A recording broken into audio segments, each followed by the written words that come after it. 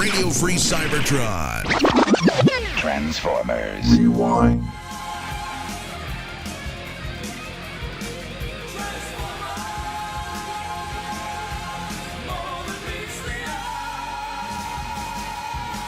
This week on Transformers Rewind, it's Thief in the Night from G1.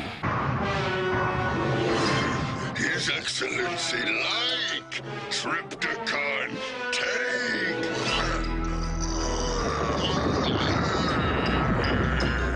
Very agreeable. If that dim-witted dinosaur keeps bringing me monuments from all over the world, we will have a thriving tourist trade. Follow me, Decepticons! Soon we will bring Trypticon back to the fold and punish that renegade Octane!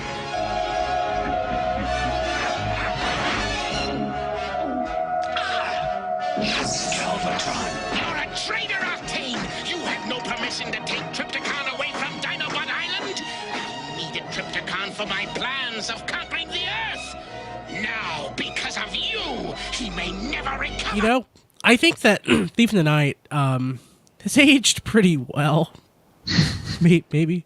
I think our view on our view on international relations really hasn't evolved much since 1986 when this came out. I really like this episode. It features Trypticon and Octane. I mean, how can you not love that? Yeah. Yeah. So who else loves this episode? Melvin. I really enjoyed watching it. You do, really? What? So is this one that you've never seen before?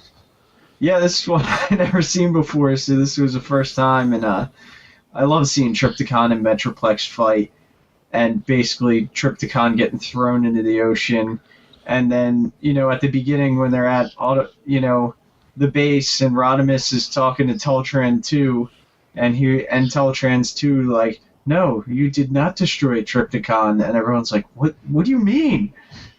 And they're like, you did throw him into the ocean, but he survived. I just thought it was like great comedy, even between, a computer, basically.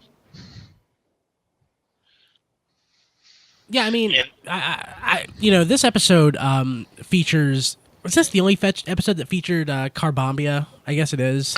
No. What was the other episode? It was in Five Faces of Darkness. Five Faces of Darkness set this up. Okay. So, yeah, that's right. Dang it, crap. But yeah, so, Carbombia, it's so xenoistic.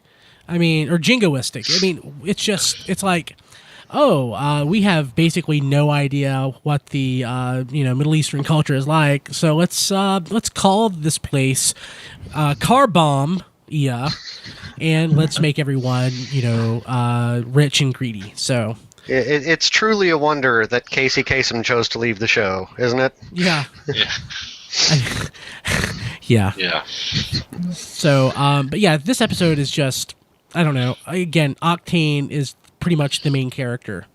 It doesn't really get much better than that. Octane is, he wasn't ignored in season 3, but it's like in any Transformers character, if you're not one of the tentpole characters, you don't necessarily get a lot of episodes. And this was a really great way to feature Octane.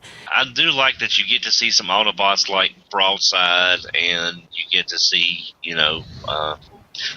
It's nice to see some continuity, not just with Five Faces of Darkness. This also sets up things that's going to be in Starscream's Ghost too, later on down the road. So it's nice to see season 3 does have some of that snippets of continuity throughout the season. That's because season 3 is the best season. Yeah, pretty much. And I like that basically the whole thing, again, devolved to, hey, I want gold. Let's, you can stay here if I can get all the gold in Fort Knox.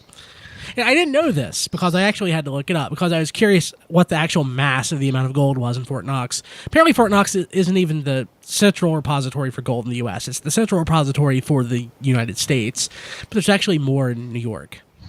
I guess the writers didn't know that, or it probably would have been harder to explain in context. I love how Trypticon just walks up and picks up Fort Knox and nobody sees this. Yeah, it's sort of like the giant Statue of Liberty angel from Doctor Who. And how does he do it with those short little arms? He got all the way back to Carbamia, wherever that is, and with nobody noticing a giant dinosaur carrying Fort Knox. We're talking about a Transformers character that probably couldn't even pick up a soda. And the fact when he throws the Kremlin at Metroplex and Metroplex catches it, and building physics do not work this way. Just as a side note, but he catches the building intact. Trypticon is running off through the mountains, and no one sees him again. And everyone hears the giant. And they blame Metroplex. Hey, was foggy, okay? They couldn't see. It was foggy. And it's always they're so quick to turn on the Autobots, like, oh, you have that building in your hand, it's your fault. Yeah, Forget how many times you've helped us. Yeah, like Megatron's master plan is exactly. It's just like he just caught the giant purple dinosaur going that way. Decepticons. Oh, screw. One thing I really love about this episode is it's another episode that features just a fight between Metroplex and Trypticon. Yes. There are not that many characters that actually get that whole versus, that they have their own enemy. Like according to the toy line, Ultra Magnus and Galvatron are nemesis, but in the cartoon it's Rodimus and Galvatron. In seasons 1 and 2, it's Optimus and Megatron. There are not that many other instances where you have these two characters that really hate each other. And true, it makes sense because these toys are basically the same price point. Maybe not price point, but scale. But I just love seeing them fight each other. And we're just fortunate enough to see it several times throughout season 3. Yeah, seeing Trypticon get thrown in the ocean is awesome. Which means we can have hope for maybe a Titan-class Trypticon before too long, maybe. I keep praying for that. So in this episode, at the end, they featured Six Gun, Slammer, and Scamper. Isn't that awesome? It is, and that Six Gun's voice actor's only line for that character in the whole series. Who was the voice actor for Six Gun? Oh, he passed away not long ago, but I cannot remember the name. But I remember thinking, it's a shame that man has passed away because that's all he did was that one line in that one episode. I think it was great how Octane was pulling a Starscream and planning on taking over the Decepticon. Oh, yeah. Until Galvatron showed up, and that nixed those plans right there. Yep. No, you got it all wrong, Galvatron. I was helping him get better. For you. Try some Energon. Please don't kill me.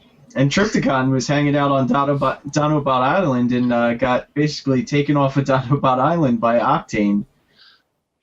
Yeah, I thought that was pretty cool that he basically was hanging out on Dinobot Island.